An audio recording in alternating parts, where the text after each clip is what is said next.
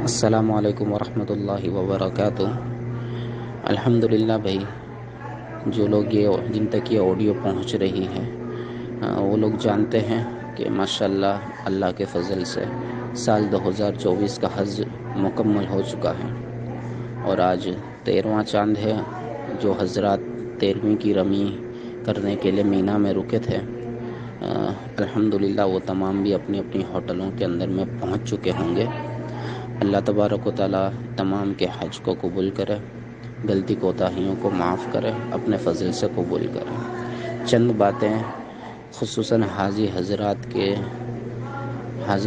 تک پہنچانی تھی جو اس سال حج کے لیے پہنچے ہیں اور فی الحال مکہ مکرمہ کے اندر میں موجود ہیں۔ بندے کے نزدیک کچھ باتیں ایسی ہے جو مکہ مکرمہ کی حاضری دوسری مرتبہ کے لیے رکاوٹ بن جاتی ہے۔ ماشاءاللہ سارے حاجی صاحب اکثر یہ دعا کرتے ہیں کہ یا اللہ بار بار تیرے گھر کی حاضری نصیب فرما، تیرے اس مبارک شہر کی مدینہ منورہ کی حاضری بار بار نصیب فرما۔ اکثر حاجی صاحب یہ دعا کرتے ہیں، لیکن چند باتیں بندے کے سامنے جو پیش آئی ہے، جو نظر آ رہی ہے، اکثر جو حاجی صاحب ہوٹلوں کے اندر میں اپنی انفرادی مجلسوں کے اندر میں باتیں کرتے ہیں، وہ سننے کے بعد اور سوشل میڈیا کے اوپر گروپ کے اندر میں خصوصاً واٹس ایپ کے اندر میں بہت ساری ویڈیوز، بہت ساری باتیں گشت کر رہی ہیں، جو بندے کے نزدیک ایسی ہے وہ ساری چیزیں جو ایک ایمان والے کو دوسری مرتبہ کی حاضری سے محروم کر دیتی ہے۔ اس لیے چند باتیں آپ حضرات کی خدمت میں رکھنا ضروری سمجھتا ہوں۔ ویسے میں الحمدللہ میں خود بھی اس سال حج پر ہوں، مکہ مکرمہ کے اندر میں ہی فی الحال موجود ہوں، اور انڈیا سے گجرات سے تعلق رکھتا ہوں۔ گزارش ہے کہ یہ آڈیو سننے کے بعد جن جن حضرات تک یہ آڈیو پہنچ رہی ہے وہ دوسرے حاجی صاحب تک بھی پہنچاوے، اور دیگر جو ایمان والے ہیں ان تک بھی پہنچاوے۔ ان کے لیے بھی بڑی نفع کی ہے۔ ہو سکتا ہے میری بہت ساری باتوں سے آپ حضرات کو اختلاف ہوں، آپ کی اس میں کچھ الگ رائے ہوں، لیکن آپ اگر نیوٹرل ہو کر ان باتوں کو سمجھنے کی کوشش کرو گے تو آپ کو الحمدللہ اللہ کی ذات سے امید ہے کہ ساری باتیں سمجھ میں آئے گی۔ سب سے پہلی بات تو یہ ہے کہ اللہ کا بہت بڑا احسان مانیے، اللہ کا شکر مانیے کہ اللہ تبارک و تعالیٰ نے جیسے بھی جس حال میں بھی اللہ تبارک و تعالیٰ نے آپ تمام کا حج مکمل کرا دیا ہے۔ اس کا اللہ کا شکر مانیے، اور ہو سکے تو 2 رکعت نماز پڑھیے شکرانے کی۔ بہت سارے حاجی حضرات جنہوں نے فارم بھرا اور یا ٹور سے آئے، مکہ مکرمہ میں پہنچ بھی گئے، لیکن حج سے پہلے ہی ان کا انتقال ہو گیا، گزر گئے، اللہ کی بارگاہ میں پہنچ گئے۔ اللہ کا احسان مانیے کہ اللہ تبارک و تعالیٰ نے ہم کو حج کے اس مبارک عمل تک زندہ رکھا، باقی رکھا، اور عمل کرنے کی توفیق دی، جس حال میں بھی دی، جیسے بھی دی۔ تو اس پر اللہ کا بہت بڑا احسان مانیے، اللہ کا بہت بڑا شکر مانیے۔ اب دوسری جو باتیں گشت کر رہی ہیں وہ یہ ہیں کہ بہت سارے حاجی حضرات یہاں سعودی کی جو حکومت ہے اس کی برائی کر رہے ہیں، اور ان کی غلطی کوتاہیاں اور ان پر الزام تلاشی، یہ ساری باتیں کر رہے ہیں، اور کچھ حاجی حضرات خادم الحجاج کی غلطیاں بیان کر رہے ہیں، ان پر الزام تلاشی کر رہے ہیں، معلم حضرات پر الزام لگا رہے ہیں۔ تو بس خاص ان حاجی صاحب تک یہ بات پہنچانی تھی کہ بھئی ہم سب کا یہ ایمان ہے کہ بھئی دنیا کے اندر میں ایک پتا بھی اللہ کے حکم کے بغیر ہلتا نہیں ہے۔ نفع اور نقصان پہنچانے والی ذات اللہ کی ہے، راحت اور پریشانی بھیجنے والی ذات بھی اللہ کی ہے۔ یہ پورا نظام اللہ کی طرف سے چلتا ہے، یہ ہمارا ایمان ہے۔ آپ سب اچھے سے جانتے ہیں یہی ہمارا ایمان ہے کہ سب کچھ اللہ کے حکم سے ہی ہو رہا ہے، سب کچھ اللہ کے حکم سے ہو رہا ہے۔ تو بات یہ تھی کہ بہت سارے حاجی صاحب کہ بھئی عرفات کے میدان میں ان کو جو تکلیف پیش آئی، مینا کے خیموں میں جو تکلیف پیش آئی، جمرات کے اندر میں رمی کرنے کے اندر میں جو تکلیف پیش آئی، اس کے علاوہ طواف زیارت کے اندر میں اور دیگر جو بھی ارکان تھے خصوصاً یہ 5 دنوں کے اندر میں، اس کے بارے میں سعودی حکومت کو وہ لوگ ذمہ دار ٹھہرا رہے ہیں، معلم حضرات کو، خادم الحجات کو ذمہ دار ٹھہرا رہے ہیں اور ان کی غیبتیں ہو رہی ہیں، ان کی برائیاں بیان کی جا رہی ہیں۔ حالانکہ ہونا یہ چاہیے تھا کہ عمل کے بعد جیسا بھی عمل ہوا اس پر اللہ کا شکر ادا ہونا چاہیے تھا۔ اور ہم کو تو یہ بات بتائی گئی تھی حج سے پہلے اور حج کے درمیان میں بھی کہ بھئی حج کے اندر میں یہ شکایتوں سے اپنے آپ کو بچانا ہے، غصے والے مزاج سے بچانا ہے۔ بہت سارے حاجی صاحب کو دیکھا جو معلم سے جھگڑ رہے تھے، اس پر غصہ ہو رہے تھے، کیونکہ یہاں پر گرمی اتنی سخت تھی کہ گورنمنٹ کی طرف سے مینا کے اندر میں بہت سارے خیموں کے اندر میں پابندی لگا دی گئی کہ 10 بجے سے لے کر شام کے 3 بجے تک یا 4 بجے تک آپ کو خیمے میں ہی رہنا ہے، اس کے گیٹ بند رہے، کسی کو بھی باہر جانے کی اجازت نہیں تھی۔ اس کی وجہ یہ تھی باہر بہت سخت گرمی تھی اور میڈیکل ایمرجنسیز بہت پیش آئی، بہت سارے لوگ فوت بھی ہو گئے۔ وہ تو اللہ کا نظام ہے، مرنا ہی تھا ایک دن، سب کی تاریخ طے ہے، سب کا وقت طے ہے۔ لیکن اس کو سامنے رکھ کر گورنمنٹ نے حاجی حضرات کی آسانی کے لیے ہی کہ یہ بات رکھی تھی کہ 10 بجے سے لے کر 4 بجے تک یہ سارا معاملہ بند رہے گا، بالکل آپ خیموں کے اندر میں ہی رہو گے۔ اس کو سامنے رکھ کے بہت سارے حاجی حضرات معلم سے جھگڑ رہے تھے خیمے کا دروازہ اوپن کروانے کے لیے، خادم الحجات سے جھگڑ رہے تھے۔ یہ بالکل مناسب نہیں ہے۔ گورنمنٹ نے جو حکم رکھا تھا وہ ہماری بھلائی اور ہماری خیرخواہی کے لیے ہی تھا۔ آپ ایک بار آپ لوگ یہ شکایت کرتے ہو کہ بھئی راستے کے اندر میں لوگ فوت ہو رہے ہیں، لوگ بے ہوش ہو رہے ہیں، اور دیکھو حکومت کچھ نہیں کر رہی، اور ایک طرف حکومت یہ قانون بنا رہی ہے کہ بھئی آپ کو 10 سے 3 باہر نہیں نکلنا، بند کر دیا ہے آپ کو اندر، تو آپ دونوں باتوں کی شکایت کر رہے ہیں۔ یہ اعتدال نہ ہوا۔ یہ آپ اپنے ہی کلام کو اگر تولو گے تو پتہ چل جائے گا کہ غلط ہے، یہ آپ کو سمجھ میں آ جائے گا۔ ایک طرف حکومت انتظام کر رہی تھی آپ کی آسانی کے لیے اور آپ اسی کو بھی غلط کہہ رہے ہو، تو یہ مناسب نہیں ہے، اس کو سوچنے کی ضرورت ہے۔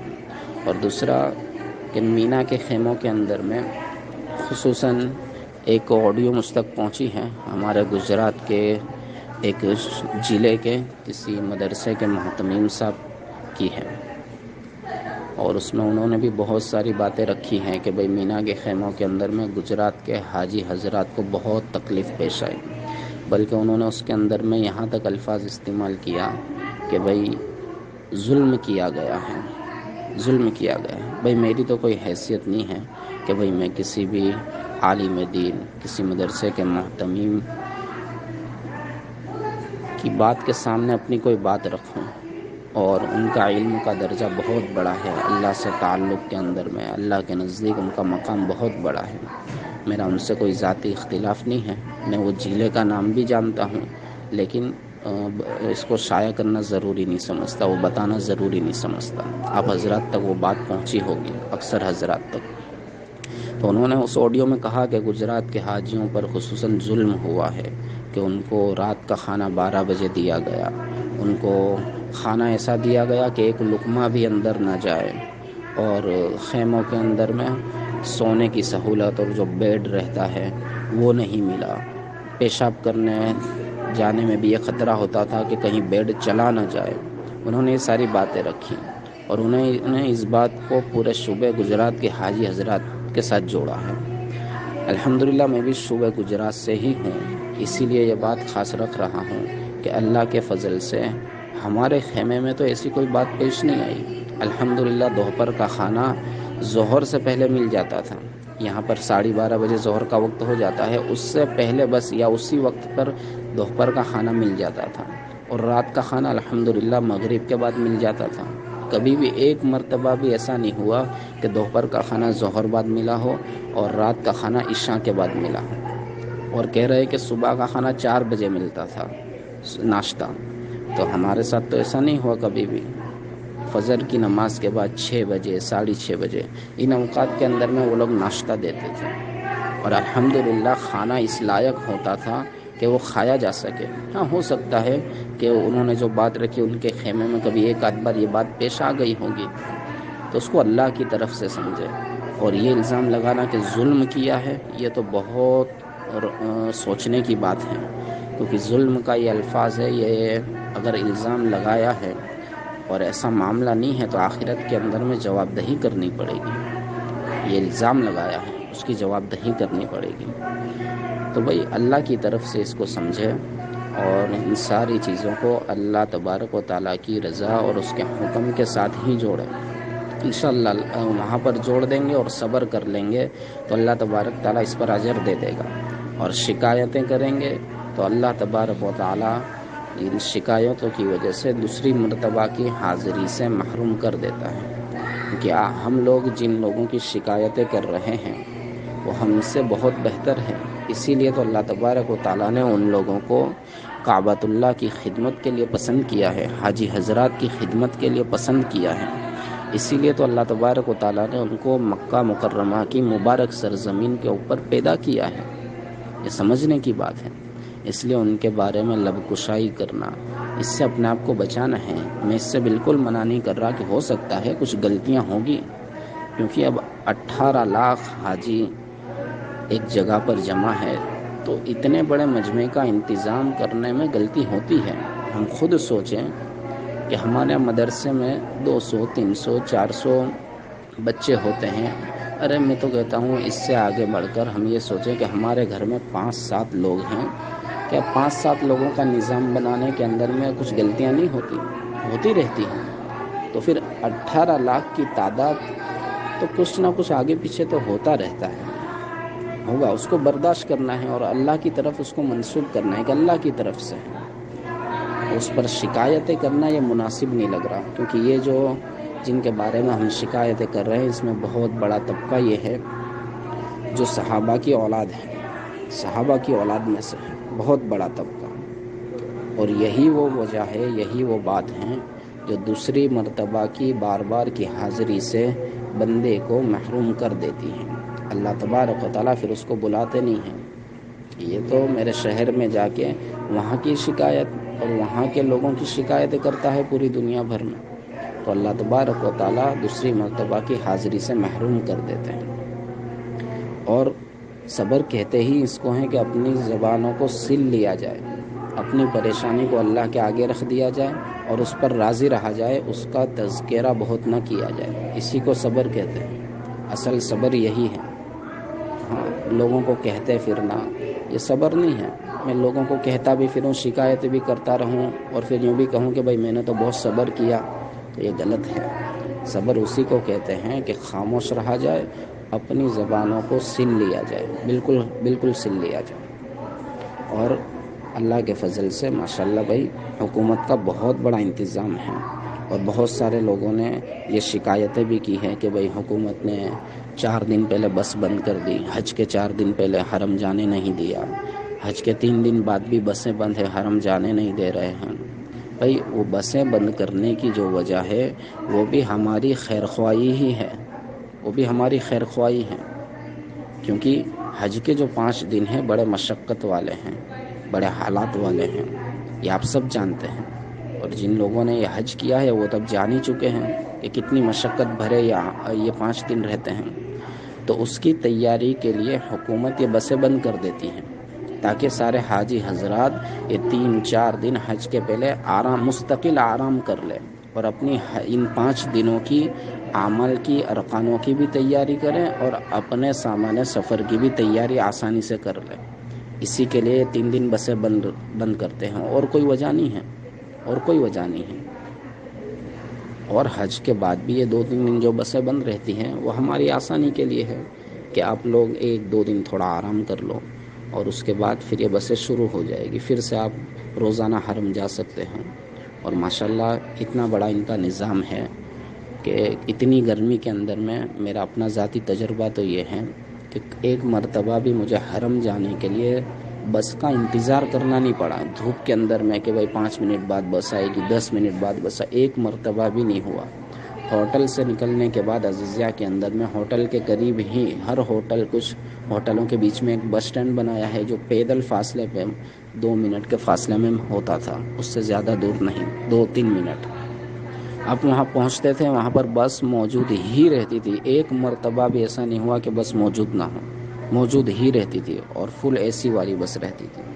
وہاں سے وہ بس حرم کے قریب لے جاتی تھی، وہاں سے ہم کو دوسری بس بدلنی ہوتی تھی جو ہم کو پھر حرم لے جاتی تھی۔ تو وہاں پر بھی ہم کو ایک مرتبہ بھی انتظار کرنا نہیں پڑا اللہ کے فضل سے۔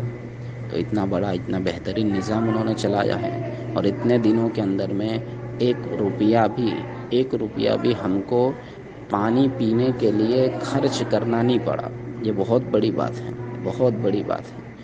ہم اپنے یہاں پر ہی دیکھ لیں، اپنے مقام پر ہی کہیں باہر نکلتے ہیں تو 10 روپے کی 20 روپے کی وہ پانی کی بوتلیں خریدنی پڑتی ہیں، اور یہاں پر 1 روپیہ بھی پانی کے لیے کسی کو خرچ کرنا نہیں پڑا، 1 روپیہ بھی۔ بہت بڑا نظام ہے، اللہ کا شکر مانیے۔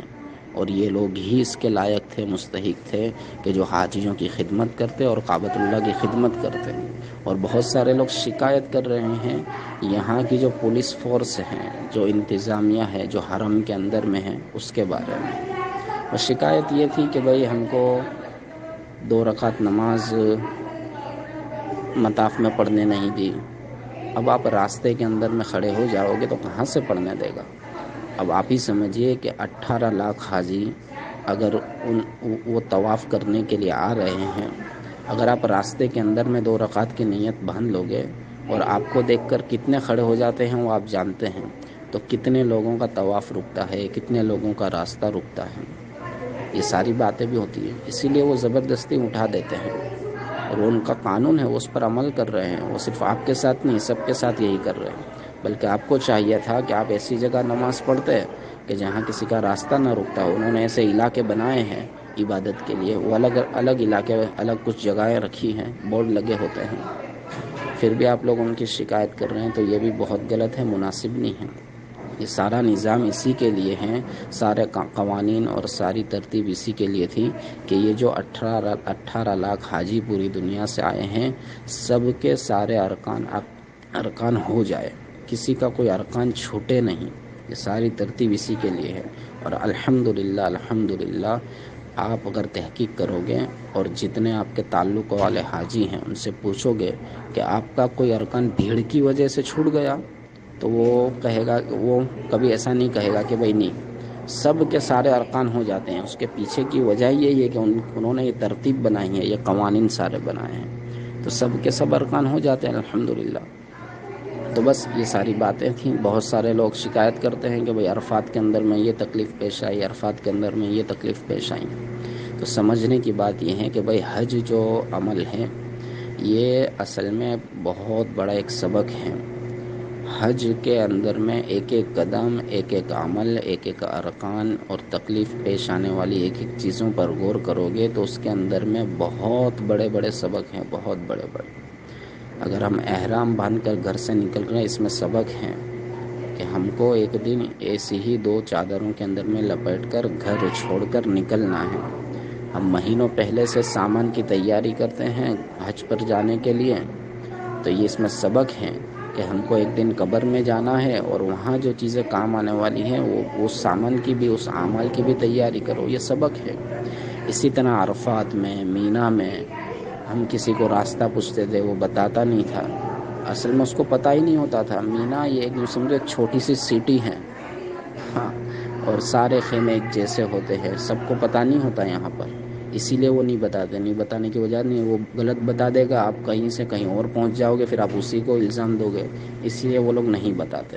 اور یہ نظام اللہ کی طرف سے ہے کہ یہ سمجھنا ہے کہ جیسے ان 5 دنوں کے اندر میں سب نفسا نفسی کے اندر میں ہوتے ہیں، سب اپنے اعمال کی فکر میں، اپنی ضرورتوں کو پورا کرنے کی فکر میں ہوتے ہیں، کسی کو دوسروں کی کوئی پرواہ نہیں ہوتی، اسی طرح قیامت کے دن آنے والا ہے اور اللہ تبارک و تعالی حساب لینے والے ہیں۔ سورج سوا نیزے پر ہوگا، سخت گرمی ہوگی، اور اس دن بھی کوئی کسی کا بھی پرسان حال نہیں ہوگا، سب کو اپنی فکر ہوگی، نہ بیٹے کو باپ کی، نہ باپ کو بیٹے کی، کسی کو کسی کی کوئی فکر نہیں، پہچاننے سے انکار کر دیں گے۔ تو یہ اس کے اندر میں یہ سبق ہے تو یہ اصل میں یاد دہانی ہو رہی ہے. یہ سارے سبق ہم کو زندگی کے اندر میں انشاءاللہ آخرت کی فکروں میں آگے بڑھانے والے ہوتے ہیں. اس لیے گزارش اس بات کی ہے حاضی حضرات کہ شکایتیں نہ کریں. اصل میں اگر ہم شکایتیں کریں گے یہ باتیں پھیلائیں گے، اور بہت سارے لوگ جو لوگ راستوں پر گزر جاتے ہیں، بے ہوش ہو جاتے ہیں، ان کی ویڈیو شیئر کرتے ہیں. ارے بھائی، آپ یہ ویڈیو شیئر کرو گے تو آئندہ سال جو لوگ آنے والے ہیں اور جن لوگوں کے دل میں ارادہ ہے کہ بھائی ہم کو بھی حج کرنی ہے، ان پر فرض ہو چکی ہے، لیکن یہ ویڈیو دیکھ کے وہ لوگ کمزور ہو جاتے ہیں، ڈر جاتے ہیں اور فارم ہی نہیں بھرتے، اپلائی ہی نہیں کرتے، آتے ہی نہیں ہیں حج پر. تو آپ کے ایک ایسے ویڈیو پھیلانے سے کتنے سارے لوگ کہ ہمت توڑ دیتے ہیں، ہمت چھوڑ دیتے ہیں، اور حج جیسے بڑے ارکان سے وہ لوگ بھی دور ہو جاتے ہیں. تو بھائی حج ہمارا ہو گیا، اب اس کی مشقتیں ختم ہو گئی، اس کا تذکرہ مت کرو. یہاں سے جانے کے بعد بھی اپنے مقام پر رشتہ دار پوچھیں گے، تو بھائی ہم کو تذکرہ کیا کرنا ہے؟ یہ وہاں جو اعمال ہم نے کیے، جو نورانیت حاصل ہوئی، جو اللہ کا تعلق حاصل ہوا، عمل کرنے کے اندر میں جو مزہ آیا، اس کو ذکر کرنا ہے تاکہ لوگوں کے اندر میں شوق پیدا ہو. کعبۃ اللہ کو دیکھنے میں کیا لذت ملتی ہے، لوگوں کو یہ بتاؤ تاکہ لوگوں کے اندر میں شوق پیدا ہو کعبۃ اللہ میں آنے کا، وہ دعاؤں میں اللہ سے مانگے. تو یہ باتیں بیان کرنی ہے، حج کے فضائل بیان کرنے ہیں کہ اللہ کیا انعام دینے والا ہے، لوگوں کو یہ بتانا ہے، نہ کہ یہاں کی تکلیفیں بتانی ہیں. جو تکلیفیں پیش آئی دیکھو وہ ختم ہو گئی، اور اس کا عمل آخرت تک باقی رہے گا. اس لیے کسی نے بہت پیارا جملہ لکھا تھا کہ بھائی مشقت کی وجہ سے عمل کو مت چھوڑو، کیونکہ مشقت تو ختم ہو جاتی ہے اور عمل کا اجر یہ قیامت تک باقی رہتا ہے. اور آگے لکھا تھا بہت پیارا جملہ کہ لذت کے لیے گناہ نہ کرو، کہ لذت ختم ہو جاتی ہے اور گناہ باقی رہ جاتا ہے. جتنی دیر گناہ کیا اس کا مزہ اتنی دیر، لیکن اس پر جو گناہ ملا، اللہ کی ناراضگی، وہ قیامت تک پھر ہے اگر معافی نہیں مانگی، توبہ نہیں کی تو. تو یہ بات ہے، شکایتیں نہ کریں، یہاں کی پریشانیوں کا ذکر نہ کریں، بلکہ لوگوں کو بس صحیح پازیٹیو باتیں بتائے. یہی میری یہ آڈیو بنانے کی بس وجہ تھی اور کچھ نہیں، کہ جہاں ایک رخ نیگیٹو چیزیں بیان کرنا ہو رہا ہے وہاں ضروری ہے کہ پازیٹیو باتیں بھی چلائی جائے تاکہ لوگ اعتدال باقی رہے، لوگوں میں اعتدال باقی رہے، اور دوسری مرتبہ کی حاضری کے لیے ہم محروم نہ ہو جائیں. بس یہ بات ضروری ہے. اس لیے گزارش ہے کہ سب لوگ بھی شکایتیں نہ کرو، بس شکایتیں نہ کرو. اللہ تبارک و تعالی تمام کے حج کو قبول کرے، آئندہ کی توفیق دے، بار بار کی حاضری کی توفیق دے، اور جو لوگ دوسرے جو ہیں جو حج پر نہیں آئے ہیں وہ بھی سن رہے ہیں، ان کو بھی اللہ تبارک و تعالی موت سے پہلے تندرستی کے ساتھ کعبۃ اللہ کی اور مدینہ منورہ کی حاضری کی توفیق دے. اور اس بات کا بھائی خیال رہے، کوئی بھی یہ نہ سمجھے کہ بھائی مجھے کچھ سعودی حکومت سے کچھ پیسہ لینا ہے. میں ان کی تعریف کے اندر میں یہ آڈیو نہیں بنا رہا، بس مقصد یہ تھا کہ جہاں پہ غلطی کوتاہیوں کے اتنے زیادہ تذکرے ہو رہے جتنی غلطی کوتاہیاں ہیں بھی نہیں، اور جیسے 52 ڈگری 51 ڈگری اتنی گرمی ہے، اس میں اب ان لوگوں کا کیا ہاتھ ہے، وہ تو اللہ کا نظام ہے. اور جہاں پر ان کی غلطیوں کے تذکرے ہو رہے ہیں وہیں پر کچھ اچھی باتیں بھی ہیں. میں نے تو دیکھا ہے کہ جہاں لوگ پولیس والوں کے غصوں کے تذکرے کر رہے تھے، ان کے سخت مزاجی کے، تو وہاں ہم نے تو بھی ان کی نرم مزاجی بھی دیکھی ہے. جس 52 ڈگری 51 ڈگری میں ہم راستے پر چل رہے تھے، اسی راستے کے اوپر وہ بھی تو ہماری سہولت کے لیے اتنی ہی گرمی میں کھڑا تھا. یہ بھی تو دیکھنا ہے. اور مسکراتے چہروں کے ساتھ ماشاءاللہ حج مبارک اور عید مبارک کے جملے ان کی زبانوں سے سنے ہیں. ماشاءاللہ سن کر بہت خوشی ہوتی تھی، دل کو تسلی ملتی تھی کہ ان کا ہم سے کیا تعلق ہے، کیا رشتہ ہے، لیکن صرف ایک ایمان کی نسبت پر، اور ہم لوگ اللہ کے گھر کے مہمان ہیں، اس نسبت پر وہ ہم سے اس رویے کے ساتھ پیش آ رہے تھے. تو سن کر بہت خوشی ہوتی تھی. اور بہت سارے پولیس والے ہمارے چہروں پر پانی ڈال رہے تھے، کچھ پولیس والے ہاتھوں سے کچھ ہلا کر پوٹھا وغیرہ کہ ہمارے چہروں کو ہوا دے رہے تھے. تو یہ ساری باتیں بھی تو ہے، ہم کیوں اس کو بھول جاتے ہیں ان ساری چیزوں کو. اصل مسئلہ ہی یہ ہے کہ نیگیٹو چیزیں دیکھنے کا مزاج بن گیا ہے اور اچھی باتیں نظر نہیں آتی ہیں. تو دونوں رخ ہیں. بس اعتدال باقی رہے، یہ ضروری ہے، اتنے زیادہ کہ ان کی غلطیوں کے تذکرے نہ ہو، یہ مقصد ہے بس، اور کچھ نہیں ہے۔ بھائی آپ کو میری بات مناسب لگتی ہے تو خصوصاً جو حاجی ابھی مکہ مکرمہ کے اندر میں موجود ہیں ان لوگوں تک یہ بات پہنچائی جائے اور دیگر لوگوں تک بھی شیئر کی جائے۔ جزاک اللہ۔ السلام علیکم ورحمۃ اللہ وبرکاتہ۔